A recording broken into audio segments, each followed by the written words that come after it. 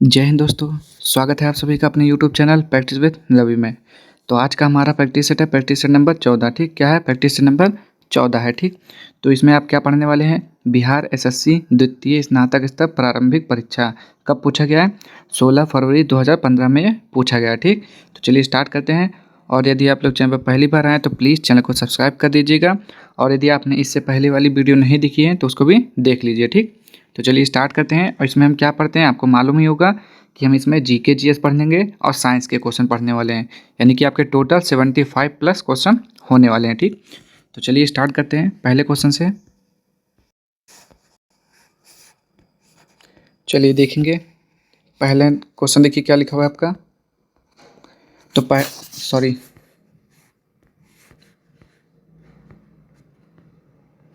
चलिए स्टार्ट करते हैं।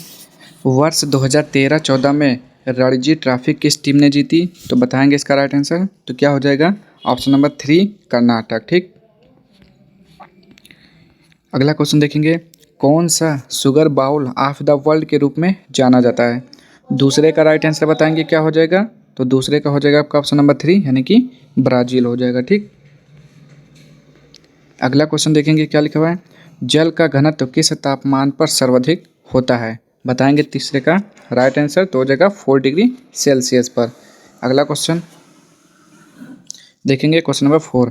संयुक्त राष्ट्र संघ का गठन किस वर्ष हुआ? तो बताएंगे संयुक्त राष्ट्र संघ का गठन किस वर्ष हुआ था? तो इसका गठन 24 अक्टूबर 1945 को हुआ था। कहाँ पर है? ऑप्शन नंबर ए, 24 अक्टूबर 1945 को हुआ था। ठीक, इसका मुख्यालय कहाँ पर है? तो पूछेगा तो क्या बताएंगे? तो जिनेवा स्विट्जरलैंड में है।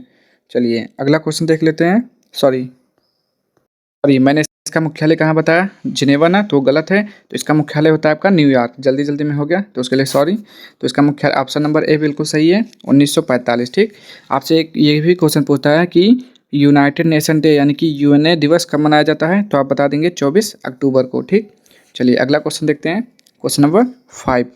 भारत की आज़ादी के समय भारत के वायसराय कौन थे? बताएंगे पाँचवें का राइट आंसर। जब भारत आज़ाद हुआ 1947 में, तब उस समय वायसराय कौन था?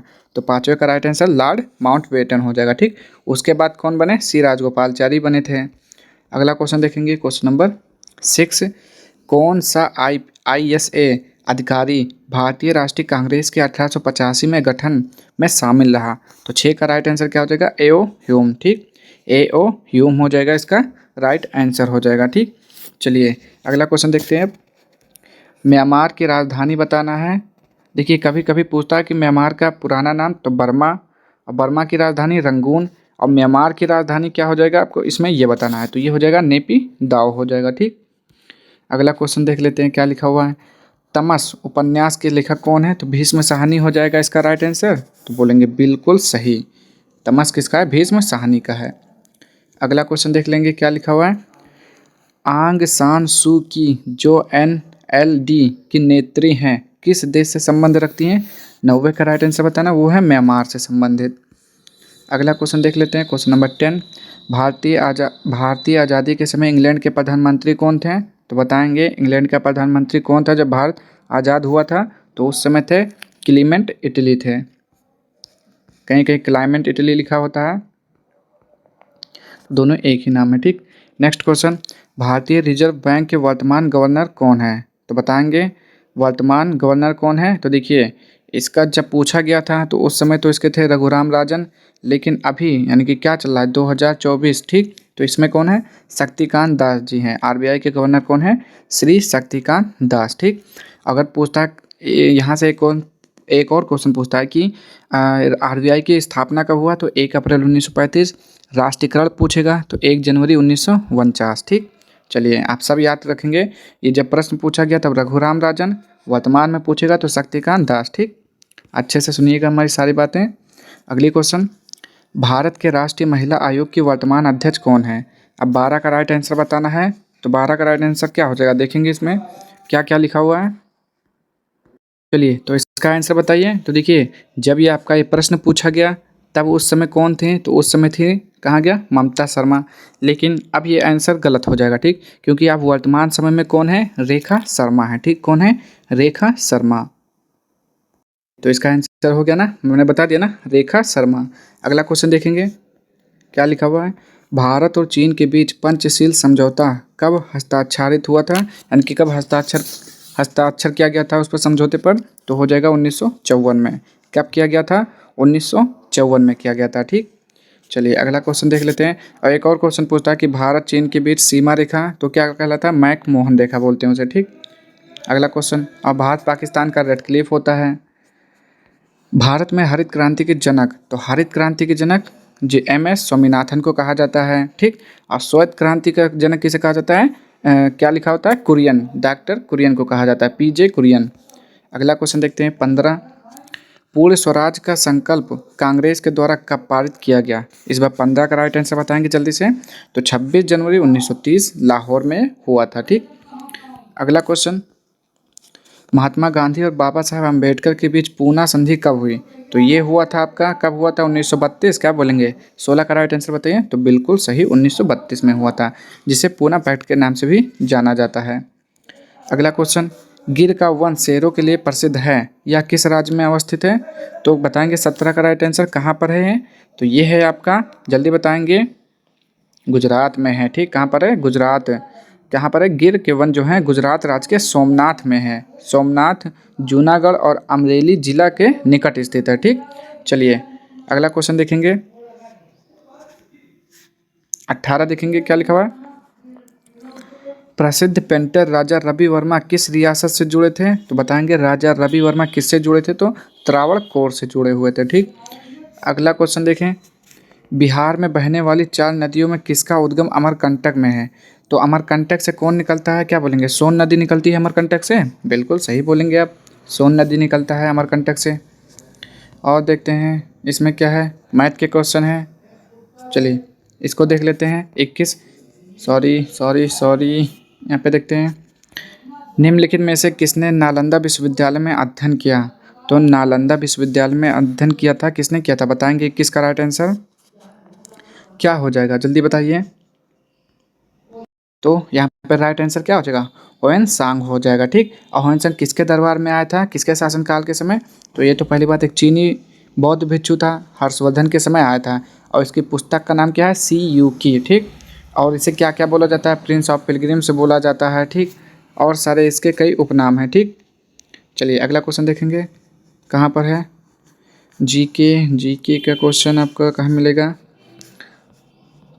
चलिए यहाँ पे देखिए, आप नंबर मत देखिएगा क्योंकि मैंने जो जीके जीएस और साइंस के क्वेश्चन है उसको ही इसमें इंक्लूड किया है। ठीक, चलिए देखेंगे पहला क्वेश्चन इसमें से, यानी कि अगला क्वेश्चन हमारा क्या है, 101, इबोला क्या है, बताएंगे 101 का राइट आंसर क्या हो जाएगा, तो इसका हो जाएगा ऑप्शन नंबर 1 वायरस हो जाएगा। ठीक, अगला क्वेश्चन देखेंगे क्या लिखा हुआ है, 102, हरे रंग का पदार्थ जो पौधों में प्रकाश संश्लेषण करता है वह निम्नलिखित में कौन है, तो हरे रंग का पदार्थ क्या होता है, वो क्लोरोफिल होता है। ठीक, क्लोरोफिल होता है। अगला क्वेश्चन देख लेते हैं, 103, साइलेंट वैली या मूक घाटी किस राज्य में अवस्थित है, तो बताएंगे साइलेंट वैली कहाँ पर है, तो वो है आपका केरल में है। ठीक, अगला क्वेश्चन देखेंगे, गोवा किस नदी पर अवस्थित है, तो यानी कि गोवा के आसपास कौन सी नदी है आपको ये बताना है, तो ये हो जाएगी मांडोवी नदी। ठीक, या कहीं कहीं मांडवी लिखा होता है। अगला क्वेश्चन देख लेते हैं, 105, शुष्काक्षिकोप का मनुष्यों में प्रकोप किस विटामिन की कमी से होता है, तो 105 का राइट आंसर बताएंगे क्या हो जाएगा, तो हो जाएगा आपका विटामिन ए हो जाएगा। ठीक, अगला क्वेश्चन देखेंगे, 106, प्रोटीन ऊर्जा कुपोषण का परिणाम है क्या है, बाल क्षय, बाल वक्र, बेरी वल्क चर्म, तो 106 का राइट आंसर बताएंगे, वो हो जाएगा आपका ऑप्शन नंबर ए बाल क्षय, यानी कि मरासमस। अगला क्वेश्चन 107, क्या लिखा हुआ है, निम्नलिखित में से किस स्थान पर जी का मान सर्वाधिक होगा, तो बताएंगे जी यानी कि गुरुत्वाकर्षण का मान सबसे ज़्यादा कहाँ पर होता है इनमें से, तो बताएंगे इनमें से अंटार्कटिका के कैंप में होता है। ठीक, अगला क्वेश्चन देखिए क्या लिखा हुआ है, 108, शरीर के किस अंग की खराबी से मधुमेह रोग का प्रकोप होता है, तो मधुमेह रोग का प्रकोप होता है किस अंग की खराबी से होता है, तो वो होता है आपका पैंक्रियास या अग्नाशय।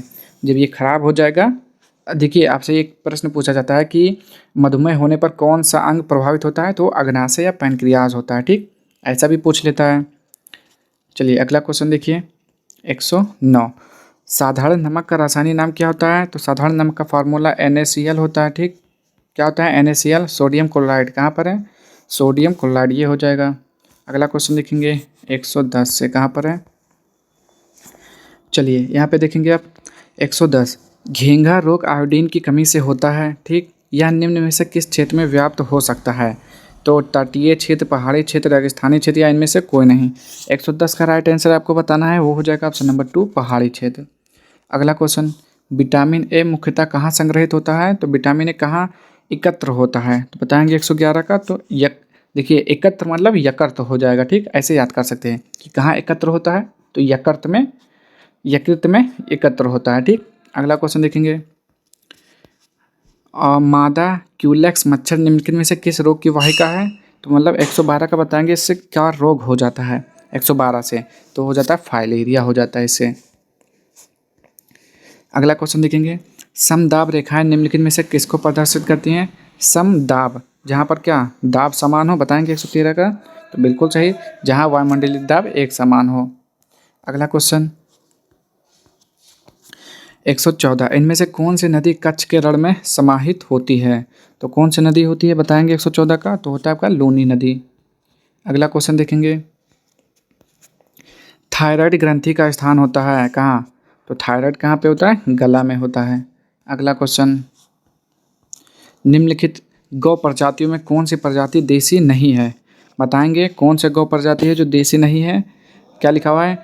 हॉलस्टीन, फ्रीजियन, गिर, रेड सिंधी, थारपारकर। तो पहला ऑप्शन हो जाएगा बिल्कुल सही। ये आपका जो पशु है हॉलस्टीन फ्रीजियन, ये आपका दक्षिण या उत्तर अमेरिका में पाया जाता है। ठीक, चलिए अगला क्वेश्चन देखेंगे 117। क्या लिखा हुआ है? तारों का रंग निर्भर करता है उनके तापमान पर, दबाव पर, उनकी उम्र पर, या सौर मंडल से उनकी दूरी पर। तो बताएंगे 117 का। तो पहला हो जाएगा उनके तापमान पर निर्भर करता है। डॉक्टर नॉर्मन ई बोरलॉग किस देश से संबंधित थे? बताएंगे मैक्सिको, कहाँ के थे? मैक्सिको या फिर अमेरिका? 118 का राइट आंसर क्या हो जाएगा? अमेरिका के थे। ठीक, डॉक्टर नॉर्मन ई बोरलॉग। 119 बताएंगे आयोडीन टेस्ट का प्रयोग किसकी उपस्थिति जांचने के लिए होता है? कोलेस्ट्रॉल, वसा, प्रोटीन, या कार्बोहाइड्रेट? 119 का राइट आंसर क्या बताएंगे? कार्बोहाइड्रेट। अगला क्वेश्चन देखेंगे 120। चलिए देख लेते हैं क्या लिखा हुआ है। भारतीय संविधान का कौन सा अनुच्छेद छुआछूत उन्मूलन से संबंधित है? तो कौन सा अनुच्छेद है जो छुआछूत से संबंधित है? 120 का क्या हो जाएगा? अनुच्छेद 17 हो जाएगा। ठीक, क्या हो जाएगा? अनुच्छेद 17। चलिए अगला क्वेश्चन देखिए 121। क्या लिखा हुआ है? प्लास्टर ऑफ पेरिस का रासायनिक नाम क्या है? तो 121 का राइट आंसर बताएंगे क्या हो जाएगा? प्लास्टर ऑफ पेरिस का रासायनिक नाम कैल्शियम सल्फेट हाइड्रेट हो जाएगा। ठीक, कैल्शियम सल्फेट हाइड्रेट। अगला क्वेश्चन देखेंगे क्या लिखा हुआ है 122। चलिए बड़ा है थोड़ा क्वेश्चन ये। राष्ट्रीय प्रतीकों के संबंध में नीचे दिए गए कथनों में कौन सा कथन सही नहीं है? भारत के राष्ट्रीय ध्वज की चौड़ाई और लंबाई का अनुपात 2:3 होता है। देखिए जब लंबाई चौड़ाई पूछता है तो 3:2 और चौड़ाई लंबे पूछेगा तो 2:3। पहला तो बिल्कुल सही लिखा हुआ है। ठीक, अगला क्या है? राष्ट्रीय झंडे के चक्र में अरों की संख्या 24 होती है। तो ये भी बिल्कुल सही है। राष्ट्रीय प्रतीक लौरिया नंदनगढ़ के सिंह सिर से लिया गया है, ये गलत है। ठीक, यही आपका आंसर हो जाएगा। राष्ट्रीय धुन बजाने की पूर्ण आधिकारिक अवधि 52 सेकंड है, ये भी सही लिखा हुआ है। तो जो राष्ट्रीय प्रतीक है वो कहाँ से लिया गया है? ये लिखा हुआ है लौरिया नंदनगढ़ के सिंह सिर से लिया गया है, गलत। अशोक स्तंभ से लिया गया है ना, अशोक स्तंभ। भारत का जो राष्ट्रीय प्रतीक है वो सारनाथ स्थित अशोक सिंह स्तंभ की अनुकीर्ति है। ठीक, वहाँ से लिया गया है, सारनाथ के संग्रहालय में, जो कि सुरक्षित है। चलिए अगला क्वेश्चन देखते हैं। चलिए क्या लिखा हुआ है बताएंगे इसका। बिहार पंचायती राज अधिनियम में ग्राम पंचायतों की अवधि 5 वर्षों की निर्धारित है, इसकी गणना कहाँ पर है? तो इसकी गणना पंचायत की पहले बैठक की तिथि से की जाती है, ये हो जाएगा। ठीक, जैसे कि आप बैठक होगी वहीं से आपका स्टार्ट हो जाएगा आपका टाइम पीरियड। ठीक, अगला क्वेश्चन देखेंगे अब क्या लिखा हुआ है, थोड़ा छोटा कर देते हैं कि पूरा एक साथ दिखाई दे। राज्यसभा के संदर्भ में निम्नलिखित में से कौन सा कथन सही है। इस बार आपको बताना है 124 का राइट आंसर कौन सा कथन सही है। तो पहला है मंत्रिपरिषद राज्यसभा के प्रति उत्तरदायी होता है, गलत। विश्वास मत राज्यसभा में लाया जा सकता है, गलत। राज्य सूची के किसी विषय पर सांसद कानून बना सकती है अगर राज्यसभा 2/3 बहुमत से पारित करेगी कि राज्य सूची का संदर्भगत विषय राष्ट्रीय महत्व का हो गया हो। तो ये बिल्कुल सही है, ठीक। बाकी इसके क्या है, सब गलत हैं। अगला क्वेश्चन, सॉरी, चलिए, भारत में स्वतंत्रता के बाद प्रथम आम चुनाव कब संपन्न कराए गए। तो बताना है 125 का राइट आंसर क्या हो जाएगा, ऑप्शन नंबर 3 1952 हो जाएगा। अगला क्वेश्चन देखेंगे क्या लिखा हुआ है, क्वेश्चन नंबर 126। लोकसभा या विधानसभा के निर्वाचन में एक उम्मीदवार अपनी जमानत की राशि खो देगा अगर उसे कुल वैध मतों का कितना मत प्राप्त हो, बताएंगे 126 का। तो 1/6 से कम मत प्राप्त हो तब। अगला क्वेश्चन देखेंगे, भारतीय राष्ट्रीय कांग्रेस का प्रथम अधिवेशन दिसंबर 1885 में कहाँ हुआ था। देखिए 1885 में तो हुआ था, लेकिन कहाँ हुआ था, बॉम्बे में हुआ था। अगला क्वेश्चन देखेंगे, एक दल लोकसभा में विपक्षी दल होने का दावा करता है, इसके पास न्यूनतम कितने सांसद लोकसभा में होने चाहिए। 128 का बताएंगे तो 55 होने चाहिए कम से कम।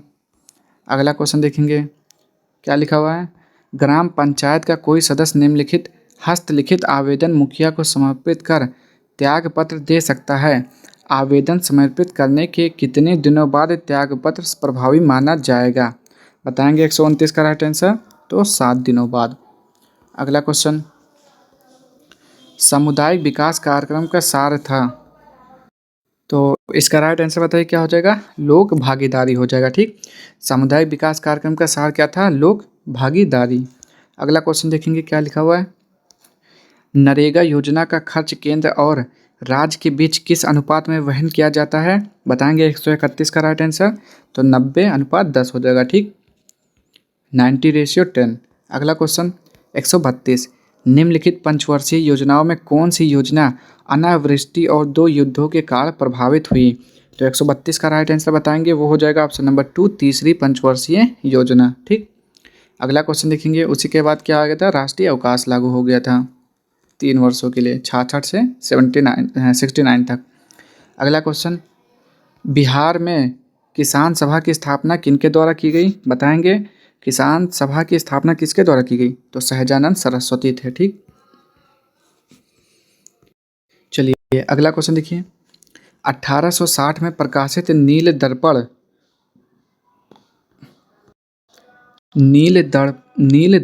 नील की खेती करने वालों की दुर्दशा चित्रित करता है। नील दर्पण के रचनाकार कौन थे, बताएंगे कौन थे, दीनबंधु मित्र थे, कौन थे, 134 का राइट आंसर बिल्कुल सही, दीनबंधु मित्र थे। अगला क्वेश्चन देखिए क्या लिखा हुआ है, नीचे दी गई कमेटियों में किसका संबंध पंचायती राज से है। तो पंचायत राज से कौन संबंधित है, तो बलवंत राय मेहता समिति हो जाएगा, तो बिल्कुल सही बलवंत राय मेहता समिति हो जाएगा। 136 का देखेंगे, वर्ष 2014 के नोबेल शांति पुरस्कार के विजेता कौन है, तो बताएंगे 136 का राइट आंसर वो थे मलाला यूसुफजई और कैलाश सत्यार्थी।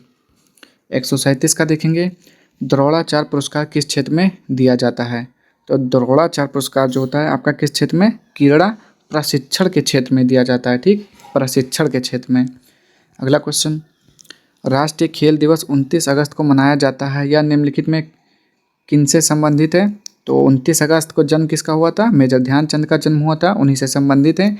इनकी पुस्तक का नाम गोल है, ठीक, याद रखेंगे ये सारी बातें, पूछ लेता है आपसे। मैग्सेसे पुरस्कार रेमन मैग्सेसे के नाम पर दिया जाता है, वे किस देश के राष्ट्रपति थे, तो वो फिलीपींस के राष्ट्रपति थे, ठीक। क्या हो जाएगा 139 का फिलीपींस। अगला क्वेश्चन देखिए क्या लिखा हुआ है, क्या लिखा हुआ है पढ़ लेंगे ना। 22वें शीतकालीन ओलंपिक खेल किस देश में आयोजित किए गए थे, तो 22वां पूछ रहा है, तो वो था आपका रूस में। अगला क्वेश्चन देखिए 141, क्या लिखा हुआ है, सहारा रेगिस्तान किस महाद्वीप में अवस्थित है। तो सहारा कहाँ पर है, अफ्रीका में है, क्या बोलेंगे, बिल्कुल सही अफ्रीका में है। 142 का देख लेते हैं क्या लिखा हुआ है, डूरंड कप किस खेल से, तो डूरंड तो पता है किससे संबंधित है, फुटबॉल से है, क्या बोलेंगे, तो बिल्कुल सही, फुटबॉल से है आपका। अगला क्वेश्चन देखेंगे, भारत एक खोज पुस्तक अहमदनगर किला जेल में कारावास के दौरान लिखी गई थी। भारत एक खोज के लेखक कौन थे? तो भारत एक खोज बताएंगे 143 का राइट आंसर क्या हो जाएगा? स्वामी विवेकानंद, महात्मा गांधी, सुभाष चंद्र बोस या फिर जवाहरलाल नेहरू? तो बोलेंगे हो जाएगा जवाहरलाल नेहरू हो जाएगा इसका राइट आंसर। ठीक, अगला क्वेश्चन, बिहू, ये बहुत ही इंपॉर्टेंट है, आपको पता ही होगा, आपने बता दिया होगा इसका आंसर। बिहू किस राज्य का लोक नृत्य है? तो बिहू कहाँ का है? क्या बोलेंगे? असम का है। ठीक, अगला क्वेश्चन देखेंगे, पेरू की राजधानी क्या है? तो पेरू की राजधानी क्या हो जाएगा? लीमा। 145 का बताएंगे राइट आंसर, तो बिल्कुल सही, पेरू का लीमा होता है। अगला क्वेश्चन देख लेते हैं, चेरनोबिल परमाणु संयंत्र जो अब बंद है कहाँ है? 146 का बताएंगे, वो यूक्रेन में है। चलिए अगला क्वेश्चन, जापान की मुद्रा क्या है? जापान की मुद्रा का नाम येन है। अगला क्वेश्चन, निम्नलिखित क्या लिखा हुआ है? निम्नलिखित में किस चक्रवात ने भारत के पूर्वी तट को प्रभावित नहीं किया है? तो कौन सा चक्रवात है? तो वो चक्रवात है नीलोफर। अगला क्वेश्चन, ट्रेन टू पाकिस्तान पुस्तक निम्नलिखित में से किसने लिखी है? तो क्या हो जाएगा? खुशवंत सिंह हो जाएगा इसका राइट आंसर। ठीक, next question, wings of fire पुस्तक के लेखक कौन है? तो बता देंगे 150 का राइट आंसर अब्दुल कलाम आज़ाद हैं। ठीक, तो ये थे आपके टोटल 150 क्वेश्चन थे, जिनमें से आपके 75 प्लस क्वेश्चन जीके जीएस और साइंस के क्वेश्चन थे। ठीक, तो हम मिलेंगे नेक्स्ट वीडियो में। अगर आप लोगों को वीडियो पसंद आए तो चैनल को लाइक शेयर और सब्सक्राइब कर दीजिएगा। ठीक, मिलते हैं नेक्स्ट वीडियो में, तब तक के लिए जय हिंद जय भारत। तैयार रहिएगा अगले प्रैक्टिस सेट के लिए।